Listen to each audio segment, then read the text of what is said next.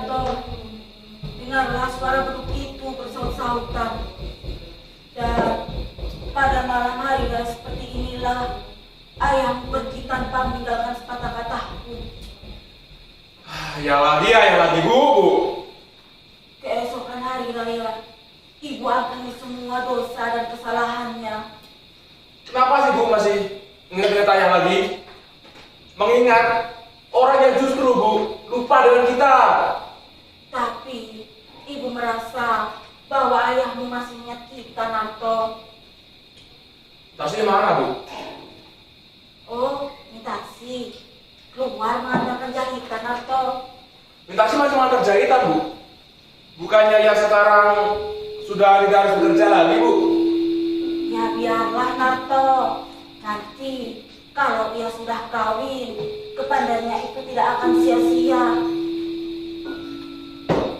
Alah, sebenarnya ibu ingin bilang kalau semua usaha itu tidak cukup kan buat menghidupi keluarga kita.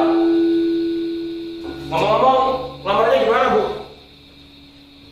Mintasi nampaknya belum mau bersuami, Narto. Tapi pihak laki-laki terus saja mendesak ibu. Tapi apa salahnya sih bu? Mereka kan beruang. Uang, Narto. Aku bukan maksudku untuk menjual diriku sendiri. Ya, aku jadi gila bu. Mungkin karena hidup kita yang harus saat ini. Kamu tahu, Narto, ayahmu dulu seorang hartawan yang mempunyai banyak sekali harta dan kekayaan mewah di waktu ibu kawin dulu. Tapi kemudian seperti pohon yang ditiup angin kencang buahnya gugur. Semua itu karena uang, Narto. Tidak, biarkan ibu saja yang merasakannya.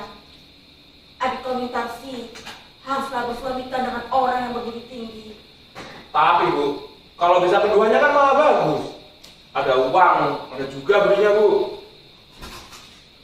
Ya dimanalah dicari, Narto. Adik kau Mintasi hanyalah seorang gadis biasa. Apalagi keadaan kita juga susah. Ditambah uang simpanan ibu hampir habis.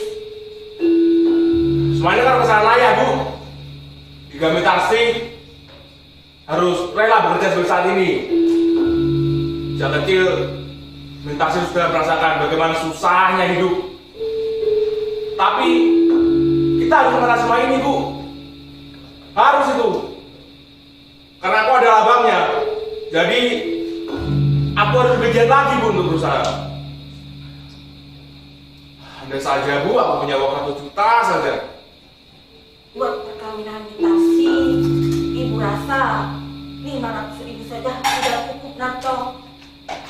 Setelah Mintasi nanti baru giliranmu. Aku bu, kawin. Belum bisa bu aku mikirin kawin sekarang sebelum adik-adikku dan ibu merasakan kebahagiaan atas semua jeripayahku ini. Ibu ini sudah merasa bahagia, nak. Kalau kau bahagia, kata orang, kebahagiaan itu turun-temurun kepada anak-anaknya. Waktu ayahmu pergi, ibu tak tahu apa yang harus ibu lakukan. Tapi Maimun mana sih bu? Kok lambat bener? ya mungkin banyak pekerjaan yang harus dikerjakan, atau katanya sih bulan depan ia mau naik gaji. Beneran bu? Wah, Maimun memang pinter sih. Otaknya juga encer. Tapi karena kita nggak punya uang, kita tidak mampu menyekolahkan yang lebih tinggi lagi. Tapi bu, kalau Maimun mau berusaha keras, aku yakin ia pasti berguna bagi masyarakat kelak. Narto, siapa gadis yang sering ibu lihat bersamamu? Gadis? Oh, itu teman kerja aku bu. Yang benar, Iya bu. ibu rasa dia cocok untuk kau, Narto. Ya meskipun derajatnya tidak serendah kita, tapi kalau kau Buat apa sih Bu mikirin kawin sekarang? Ya mungkin 10 tahun lagi lah, atau semuanya sudah beres, baru aku mau kawin. Ya janganlah seperti itu, Nato. Nanti kalau Mintasi sudah kawin, kau mesti juga. Kau kan abangnya. Kamu tahu, Nato, waktu ayahmu pergi, ku peluk semua anak-anakku. Hilang akal ibu, nak. Alah Bu, ngapain sih masih diketin lagi?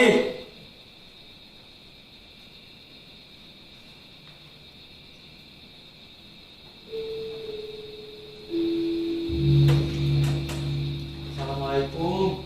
Waalaikumsalam. Salam. Sudah lama menunggu, Bu. Nah, Gamun, Agak lamban hari ini, Mun. Gimana kau buka puasa tadi? Iya, Bu. Aku kerja lembur tadi dan sempat berbuka puasa dengan teman-temanku di kantor. Tapi biarlah untuk biaya perkawinan Mintasi. Oh iya, ngomong-ngomong, dia kemana ya, Bu? Ya biasalah, Mun. Adikku mengatakan jahitan. Oh iya, Bang. Tadi pagi aku sempat bertemu dengan orang yang mirip betul dengan ayah. oh gitu. Iya loh, Bang. Waktu Pak Tirto berbelanja di warung, dia sempat bertemu dengan orang tua yang umurnya sekitar 60-an tahun gitu, Bang. Dia kaget karena orang tua itu seperti orang yang pernah dikenalnya. Dan dia juga bilang orang tua itu mirip betul dengan ayah kita, Raden Saleh. Nggak mungkin Mun dia di sini. Iya, Mun. Ibu rasa ayahmu juga sudah meninggal dunia atau keluar negeri. Sudah 20 tahun ayahmu pergi pada malam hari nggak seperti ini. Oh iya, Bu. Orang bilang dia sedang berada di Singapura ya? Iya, tapi itu sudah 10 tahun yang lalu. Kata orang yang melihatnya, hidup ayahmu sangat mewah dan juga mempunyai tokoh yang sangat besar. Ya sih mewah, tapi anaknya makan lumpur. Tapi kemudian tak ada lagi kabar tentang ayahmu. Apalagi sesudah perang seperti ini, di manalah kita dapat bertanya, nak? Bu, seperti apa rupa ayah dulu, Bu? Ayahmu tidak seperti kamu. Ia lebih suka berfoya-foya. Tapi ayahmu sangat disenangi orang karena bisa meminjamkan uang kesana kemari. Dan Mun, Iya, kau Bang. selama lebaran ini libur berapa hari Mun? Aduh, cuma 2 hari, Bang. Oh, ibu lupa ada makanan yang belum ibu ambil.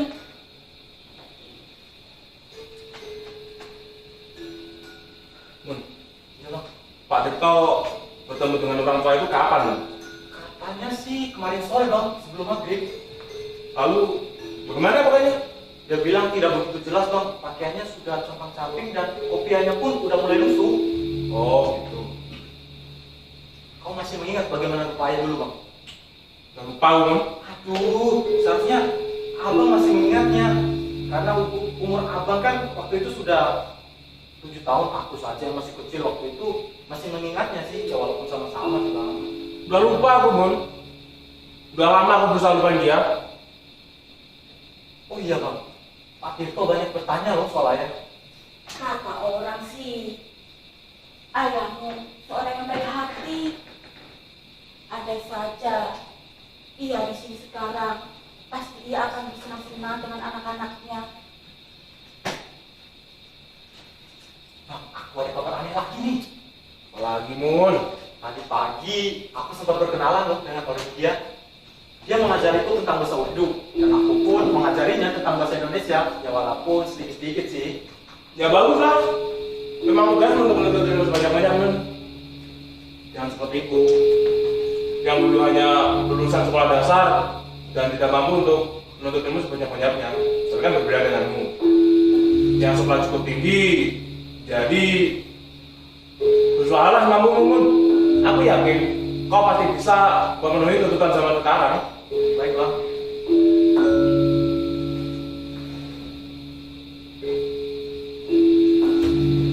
Assalamualaikum. Waalaikumsalam.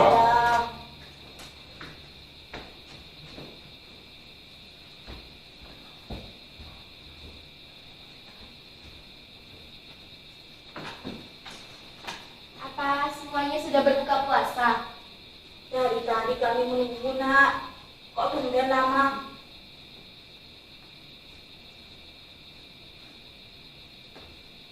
Taksi, apa yang kau lihat?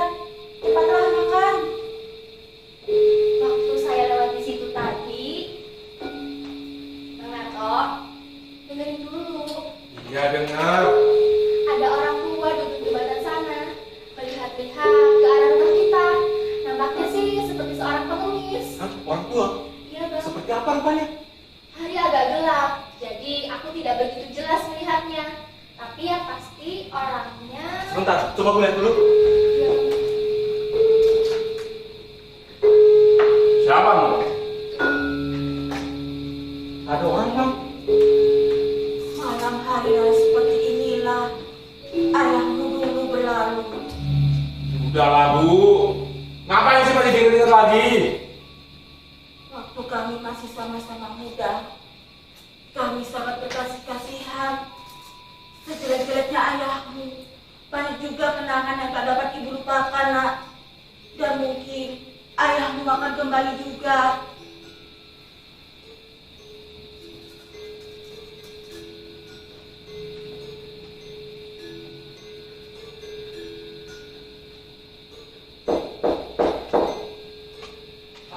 Assalamualaikum.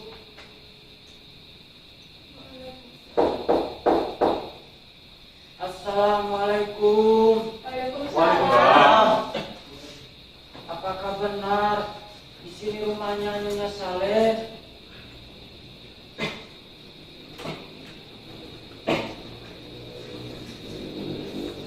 Saleh, engkaukah itu Saleh? Engkau Tina, Engkau banyak berubah, Saleh. iya Tina. 20 tahun perceraian merubah wajahku. Dan ini, apakah mereka anak-anakku? Iya, Saleh. Ini adalah anak-anak kita semua. Sudah lebih besar dari ayahnya. Mari masuk dan pandangilah mereka. Apa aku boleh duduk, Tina? Tentu saja boleh, Saleh. Mari. Ayahmu, Nak. Ayahmu pulang. Silakan ya.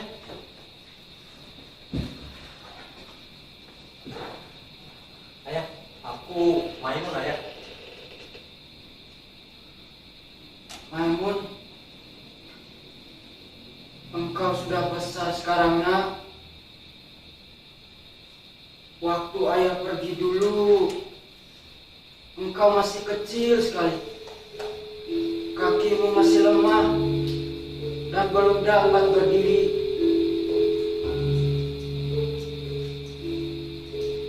Dan Nona ini, siapa namamu, Nak? Saya di taksi, Ayah. Iya, Mintarsi. Aku dengar dari jauh bahwa aku mendapatkan seorang anak lagi, seorang putri.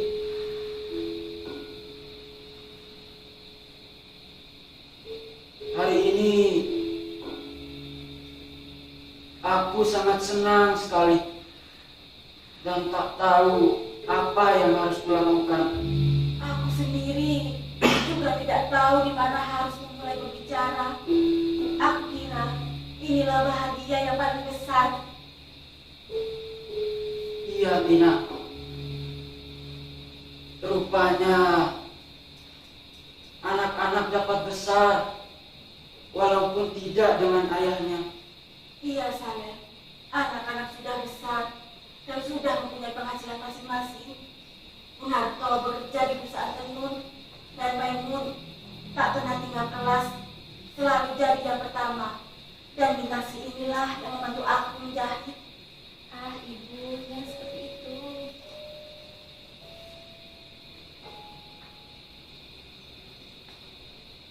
10 tahun aku menjadi seorang saudagar besar di Singapura. Aku menjadi kepala perusahaan dengan pegawai berpuluh-puluh orang. Tapi malang nasibku. Toko-toko itu habis terbakar. Lalu seolah belum puas menyeret aku ke lomba kehancuran, saham-saham yang kubeli merosot semua nilainya sehabis perang ini. Sedangkan aku sudah mulai tua. Lalu tempat tinggalku, keluargaku, dan anak istriku tergambar kembali di depan mata dan jiwaku. Kalian semua seperti mengharapkan kasihku.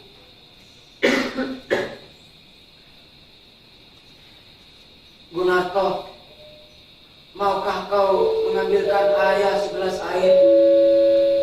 Gunarto, ayahmu yang berbicara itu nak. Semestinya kau bahagia. Sudah seharusnya ayah berjumpa dengan anak-anaknya yang sekian lama tidak bertemu. Kalau Gunarto tak mau, engkaulah Maimun. Maukah kau mengambilkan ayah segelas air? Baik ayah. Maimun, sejak kapan kita punya seorang ayah? Gunarto, Kita tidak punya seorang ayah, Bu. Gunarto, apa katamu itu nak? Aku bilang, Bu, kita tidak punya seorang ayah. Kalau kita punya seorang ayah, lalu kenapa aku bekerja seperti saat ini? Jadi budak seorang orang. Waktu aku kecil dulu, Mun, aku dan ibu hampir terjun ke dalam lautan. Untung ibu cepat sadar. Dan satu hal, Mun, waktu kau kecil dulu, kau dulu menangis, Mun, karena kau tidak bisa membeli mainan seperti kawan-kawanmu. Dan kau berangkat ke sekolah dengan pakaian yang compang-camping dan tambalan sana sini, Mun. Itu semua kenapa? Karena kita tidak punya seorang ayah. Kalau kita punya seorang ayah, lalu kenapa hidup kita seperti saat ini? Tapi bang, ibu saja sudah memaafkannya. Kenapa kita tidak? Ibu seorang perempuan, Mun. Waktu aku kecil dulu, aku pernah menangis di pangkuan ibu. Karena kedinginan, kelaparan, penyakitan, dan ibu selalu berkata padaku, ini semua karena kesalahan ayahmu. Ayahmu yang harus disalahkan. Lalu setelahnya, aku menjadi budak seorang orang. Dan ibu menjadi babu mencuci pakaian kotor orang lain. Saat aku remaja, yang terbesit dalam pikiranku hanya bayang-bayang ayahku yang telah sesat. Dia pergi bersama wanita asing yang menyeretnya ke lembah kebujanaan. Lupa yang pada anak istrinya, lupa yang pada kewajibannya, dan hutang yang ditinggalkan kepada kita, Mun, bertimbun-timbun sampai-sampai buku tabunganku yang disimpan ibu baik-baik raib di bawah yang pedih. Dan jika benar-benar ia ayah kita, maka ayah itulah musuh sebenar-benarnya. Bang, tapi bang, lihatlah ayah yang sekarang bang. Dia sudah tua. Sering betul kau ucapkan kata-kata ayah kepada orang tua tidak berbenah ini, Mun. Maimun, coba, apakah kau bisa sudah kau merasakan kalau kau sedang berhadapan dengan ayahmu ini? Bang, kita ini darah dagingnya. Bagaimanapun dia melakukan keburukan di masa lalu, kita tetap anaknya yang harus merawatnya. Oh, jadi maksudmu ini adalah kewajiban kita untuk merawatnya. Setelah ia melepas hawa nafsunya di mana-mana, lalu ia kembali ke sini karena sudah tua begitu. Enak benar, Mun. Gunarto, sebegitukah kau terhadap ayahmu nak? Ayah kandungmu. Ayah kandung, Bu. Memang Gunarto dulu punya ayah kandung, Bu. Tapi yang sudah meninggal 20 tahun yang lalu. Dan Gunarto yang sekarang, Bu, adalah Gunarto yang dipenuhi oleh Gunarto sendiri. Aku tidak berhutang budi kepada siapapun, Bu. Aku merdeka semerdeka-merdeka.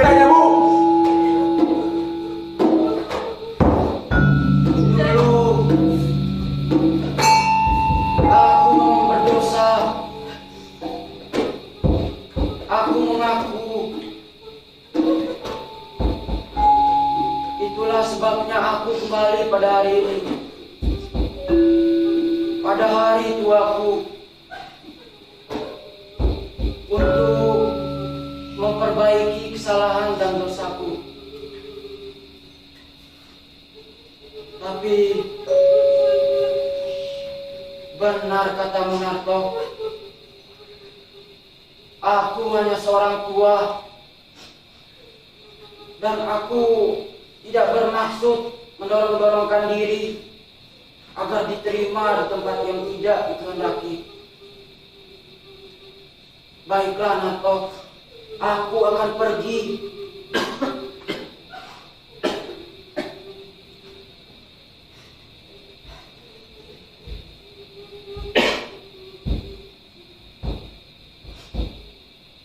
Tapi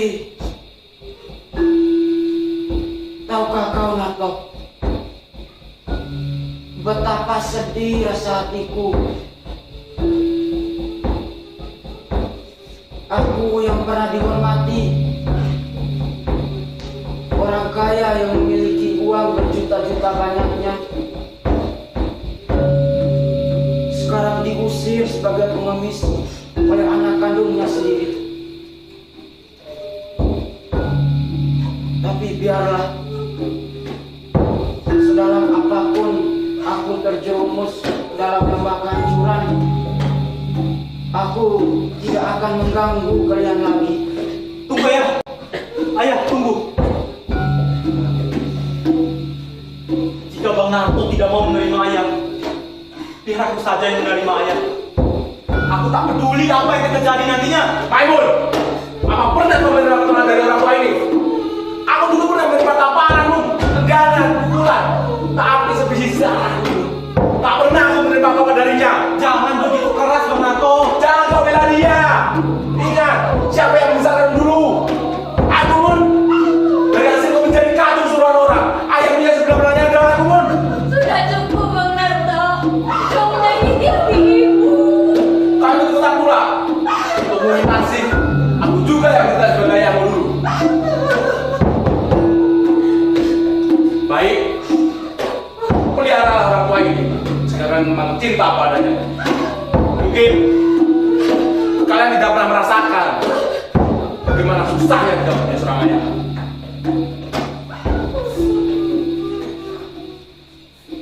Aku mengerti Narto. Bagiku tak ada jalan untuk kembali. Kalaupun aku kembali, aku hanya mengganggu kebahagiaan dan kedamaian anak-anakku saja. Biarkan aku pergi, Nak. Inilah jalan yang terbaik. Tak ada jalan untuk kembali. Ayah tunggu. Sebentar ayah tunggu. Apa ayah sudah makan? Apa ayah punya uang? Kemana ayah akan pergi sekarang? Di jalan atau dalam sungai. Sekarang aku hanya seorang pengemis. Seharusnya aku malu untuk masuk ke dalam rumah ini yang kutinggalkan dulu.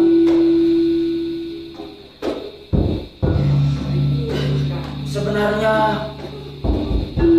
sudah 3 hari Nato aku berdiri di depan sana karena aku malu untuk masuk ke sini. Aku sudah tua, lemah dan sadar. Langkahku terayun kembali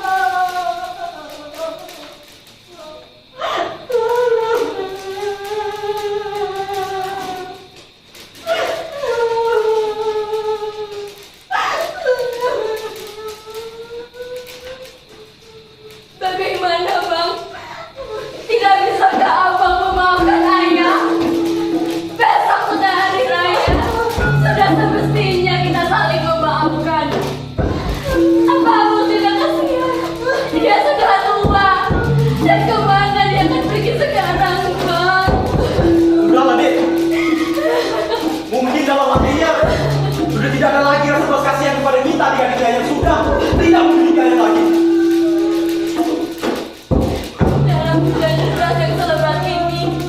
Abang suruh dia pergi. Gimana hati nuranimu, Bang? Dia ayah kita sendiri. Kenapa kalian takut pada penjahat? Kenapa kalian menyerahkan aku saja? Baik, buat kalian. Kalian pilih dia atau pilih aku? Tidak, tidak bang. Aku akan bawa kembali ayahku pulang. Aku tak peduli apa mau melakukan apa nantinya. Kalau perlu, bunuh saja aku bang. Bunuh saja aku. Ya, aku akan bawa kembali ayahku pulang. Ayahku harus pulang. Aku akan bawa Maimun, kembali!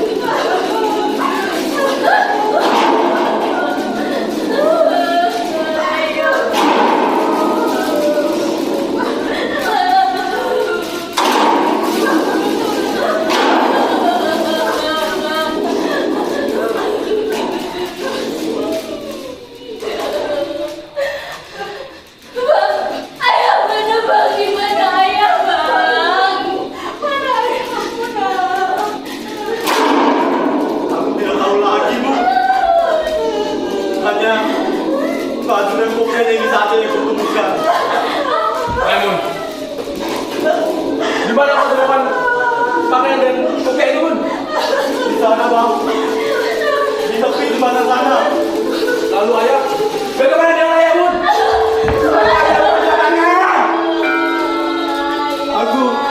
Aku tidak tahu lagi, Bang. Jadi, ayah tidak kegantungan.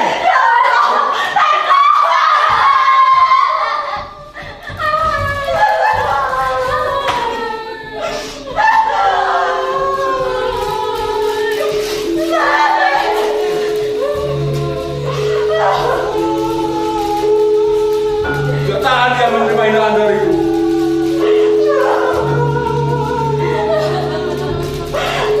Orang yang justru dihormati orang, dan dia yang angkuh seperti itu juga.